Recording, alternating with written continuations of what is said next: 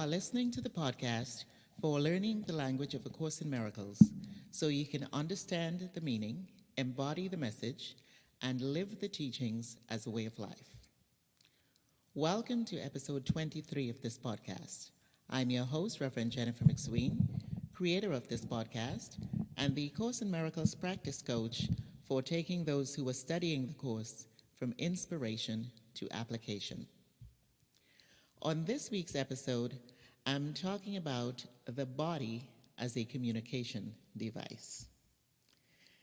As students of A Course in Miracles, we often have difficulty trying to reconcile the Course's teaching that the body is an illusion with the unignorable real needs of our bodies, such as breathing, eating, sleeping, etc., that we need literally to keep us alive and functioning well. This is the same kind of difficulty that we have with the Course's teaching that the world is an illusion. It's a bit of a challenge to accept the idea that the world and the body you think is you are illusions, yet wake up in the morning, brush your teeth, take a shower, and go on about your day doing the real things you need to do in an illusory world. The Course teaches that what is illusory is of the ego. And because the ego is usually associated with what is perceived to be bad, the body, like everything else in the world, is often seen as something bad or sinful, and things that we have to, or we should either deny or avoid or renounce in some way. So identifying ourselves with our body as we often do, we are often very conflicted when meeting the needs of the body or even when we're engaging in certain activities for that matter. We can feel a sense of guilt or that we're being self-indulgent. So if you find yourself experiencing any of this, know that it's perfectly normal. It's the natural result of the common misperception or misunderstanding that is made by us as Course students at times about what the body really is. So in this episode, I'd like to talk about how you can look at the body not as the guilty, sinful self that you think you are, but as the vehicle that takes the real you along the journey of healing and awakening to the truth. From the perspective of the Course, the body, like everything we see and experience in any form or through any of the 5 or what we may consider 6 senses, is nothing but a form in which we are experiencing the idea of separation. It has no substance, no power or meaning in and of itself. It's literally nothing, no thing. What makes the body feel that it's what we really are, that it's something, and makes the body of another or others appear to be who they are, is because the body is the first form in which we experience the idea of separation. Remember, the idea of separation is just that, an idea in the mind. And the Course's most basic premise is that mind is all there is, mind being a meta or non-physical arena in which everything is taking place. And what this means, or how this plays out for us personally, is that we experience the contents of the mind, which are ideas, and always in a form that is a direct reflection of an idea or a corresponding idea in the mind. So for example, the idea of separation is the idea of individuality, uniqueness, differences, what basically the ego's thought system is all about. So your first experience of separation is that of yourself as being a separate self, individual, body, with thoughts, feelings, and senses that appear to be unique to the body you perceive yourself to be. So as the first form you see, you identify with it.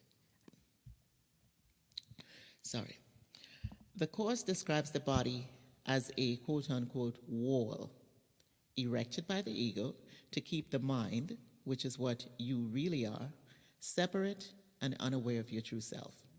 Now, keep in mind, pun intended, that this quote unquote wall is not something that is actually there or done, because the ego is not a form, and it does not and cannot do anything. This is simply a metaphorical explanation of what takes place when you accept the ego's thought system as true. When you identify with the body as who you are, you reinforce the ego's thought system in you, and this will always be experienced in some form of guilt. And guilt, by the way, is just the belief that something unlike truth is not only possible, but actually exists. And this belief, this misperception, literally blocks your awareness of the truth, because you cannot entertain two opposing or conflicting thoughts.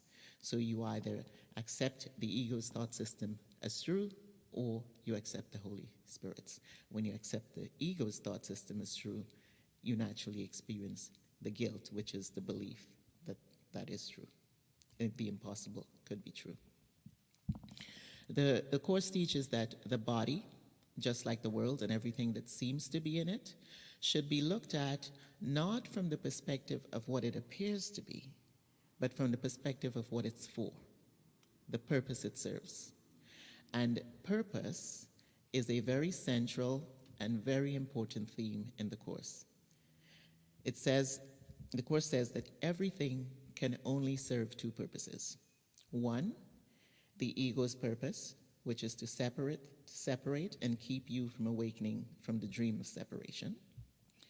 And two, the Holy Spirit's purpose, which is accepting the atonement or realizing that this is only a dream and the separation never really happened.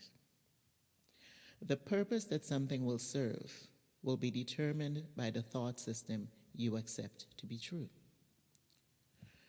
Through the Holy Spirit's thought system of the Course, the body is seen as neutral and powerless, and is simply following the direction of the decision-making part of the mind, which the Course teaches is what you really are. So the Course does not see the body as something bad or sinful because it is part of the illusion, but because it's part of the illusion, it is seen as a tool, an instrument for healing your mind, extending love, and practicing forgiveness, all of which are necessary to awaken from the dream and what A Course in Miracles teaches. So how you are to use or acknowledge the body as illusory while meeting its seemingly real needs without guilt or conflict is not by denying or attacking it or seeing it as something hateful because it's part of the illusion, but by perceiving it properly, seeing it as something that doesn't limit you in any way because it is not something that contains you. Consider looking at it this way. You are a mind, and the mind is not in the body. Rather, the body is an idea in the mind.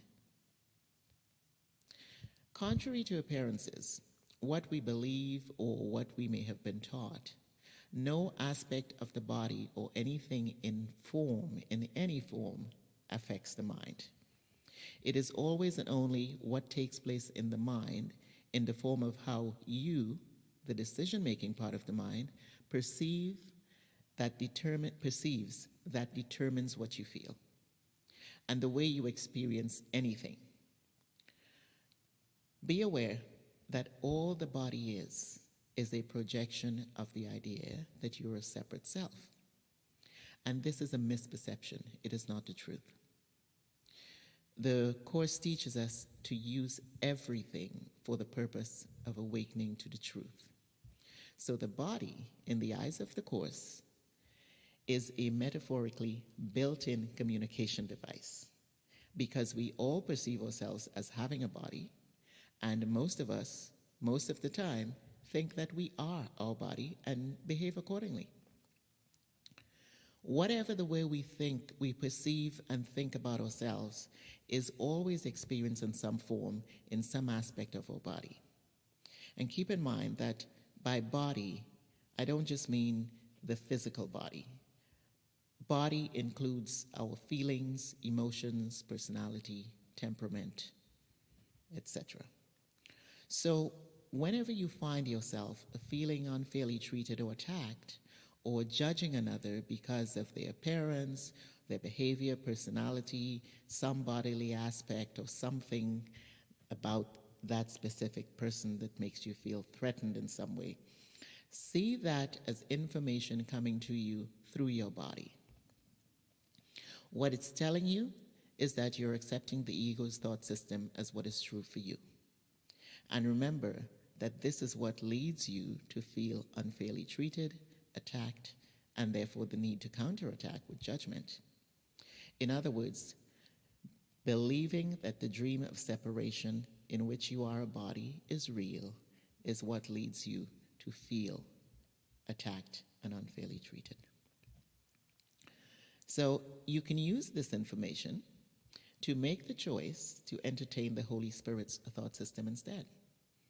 And this will remove the block to the truth that you haven't separated, that you are not your body, and the awareness that this is a dream. Or I should say the memory that this is a dream.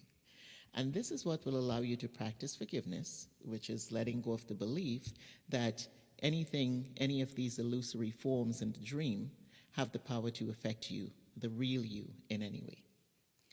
This will in turn allow you to stop looking at and treating others as if they too are a body, so you respond to others more lovingly. A great analogy for understanding your body in relation to who you really are and how you can look at it without guilt is to look at it in the same way you look at yourself in relation to your car. You don't see yourself as one with your car, right? Even though your car will always show up or go wherever you drive it to, right? You take care of your car. You give it what it needs to maintain it. You put gas in it. You get it repaired when it breaks down. You see it as valuable, necessary, a great convenience, getting you from one place to another in a short space of time to do things you need to do or want to do. You do so in relative comfort and very often in style, your own style, by your choice of vehicles, choice of cars.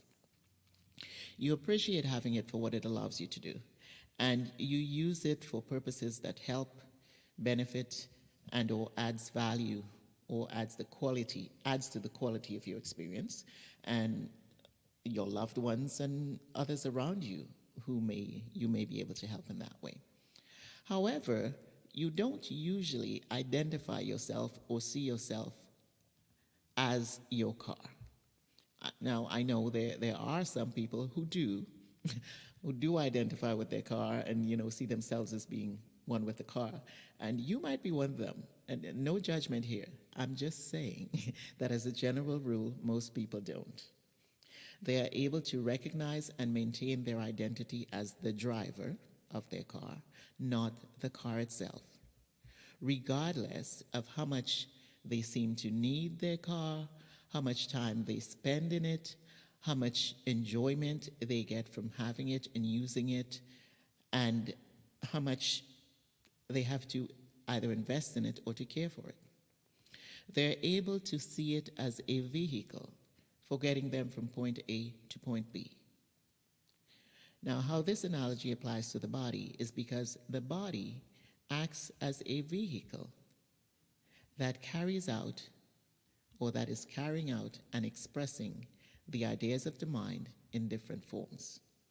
If you look at it from this perspective, it becomes perfectly neutral, and you see it as a vehicle and a great source and means of communication.